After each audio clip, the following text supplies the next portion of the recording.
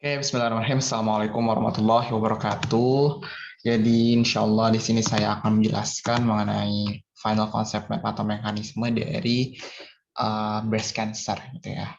Oke, saya besarkan dulu ininya biar jelas. Oke, jadi di sini kita kedatangan seorang pasien bernama Mrs. Julie, 55 tahun, di mana artinya di sini kita akan melakukan anamnesis atau history taking dan mengidentifikasi faktor risiko dari pasien. Nah, oke, di mana dapatkan beberapa faktor risiko. Yang pertama adalah pasien ini menggunakan hormon contraception.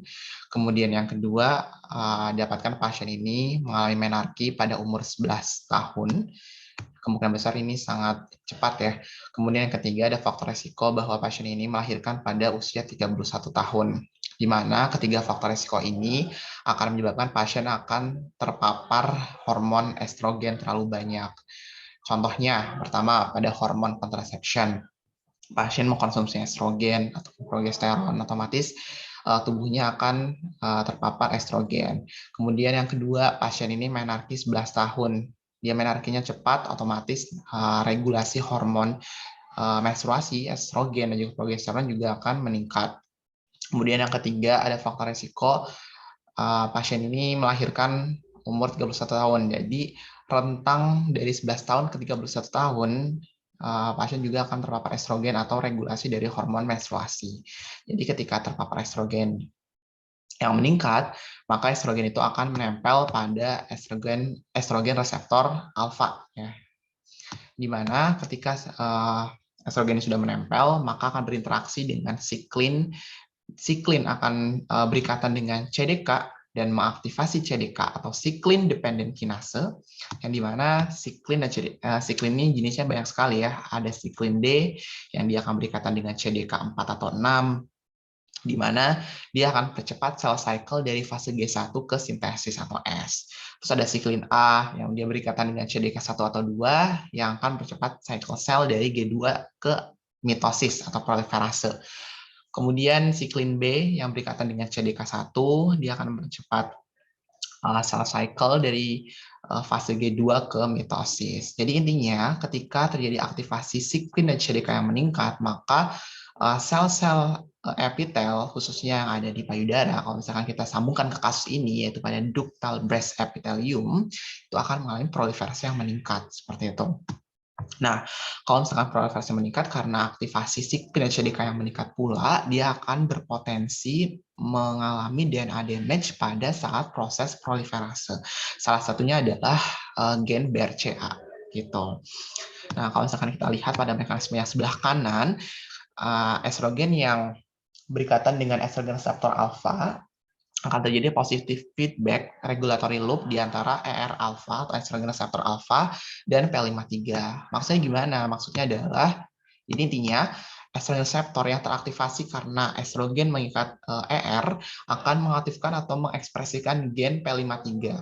Buat apa? Buat menghambat siklin CDK biar sel nggak berproliferasi terus. Nah, kalau sekarang kita lihat pada mekanisme yang kiri, estrogen dan juga reseptornya itu akan aktivasi di siklin dan CDK akan menyebabkan proliferasi. Tapi di sisi lain ada regulasi dari ER-alfa dan juga P53 atau gen P53 yang mana ini akan menghambat siklin dan juga CDK sehingga sel tidak berproliferasi secara terus-menerus gitu. Nah, jadi kalau misalkan pada pasien ini kemungkinan besar terjadi disregulasi dari regulatory loop between ER-alfa dan P53 gitu. Nah, kalau misalkan terjadi disregulasi antara ER dan juga P53, P53 nantinya bakal mengalami mutasi dan ER atau estrogen reseptor akan menjadi negatif.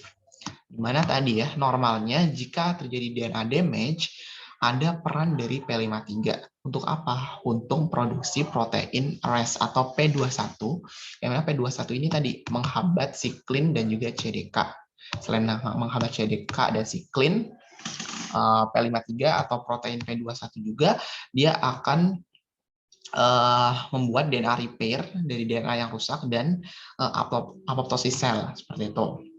Nah, jadi kalau misalkan terjadi mutasi P53, nggak ada yang inhibit siklin dan JCDK, kemudian akhirnya selnya lolos checkpoint, akhirnya terjadi proliferasi secara terus-menerus dari sel tersebut. Gitu. Begitu juga dengan gen BRCA.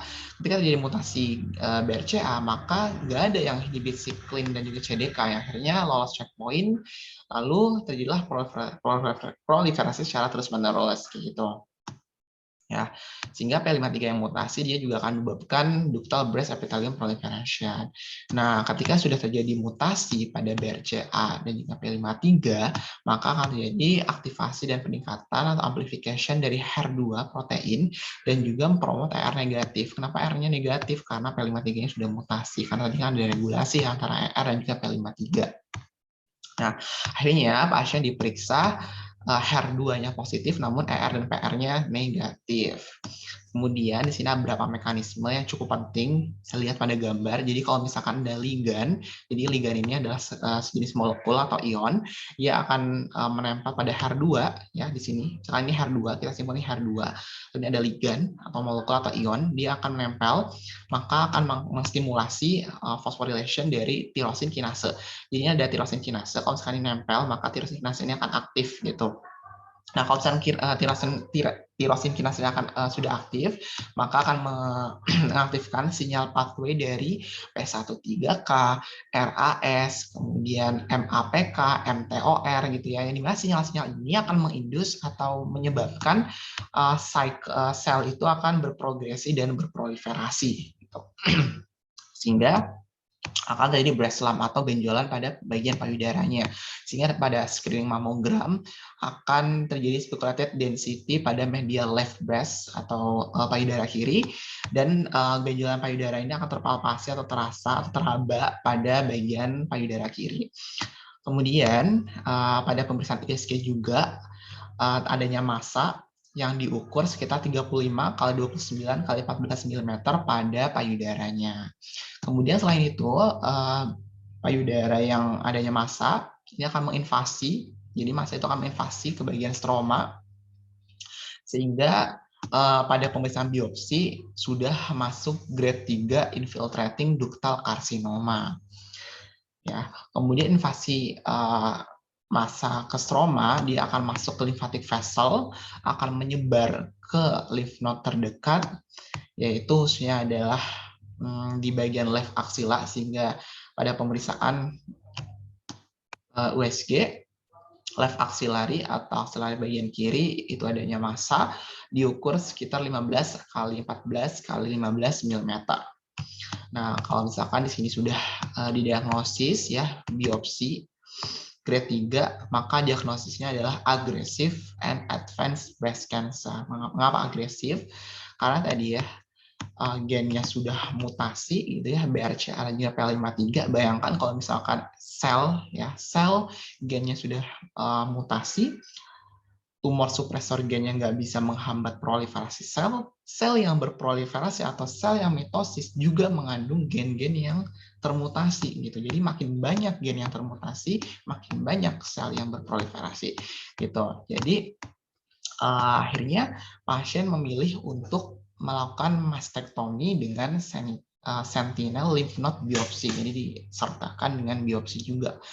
Nah, hasilnya adalah alhamdulillah tidak ada residual karsinoma pada bagian payudara dan juga lymph node-nya. Akhirnya di sini pasien berencana untuk melakukan reconstruction dari payudara dan melakukan terapi radiasi. Ya, jadi melakukan breast reconstruction setelah melakukan terapi radiasi.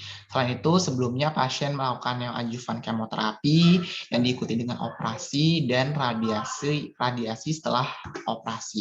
Kemudian untuk farmakologisnya di sini diberikan obat-obatan seperti trastuzumab yang dimana dia akan menghambat protein HER2, kemudian ada doxorubicin, cyclophosphamide, dan juga paclitaxel, yang dimana ini akan menghambat proliferasi dan juga progresi dari selnya. Seperti itu mungkin FCM atau final concept map dari kasus breast cancer. Wassalamualaikum warahmatullahi wabarakatuh.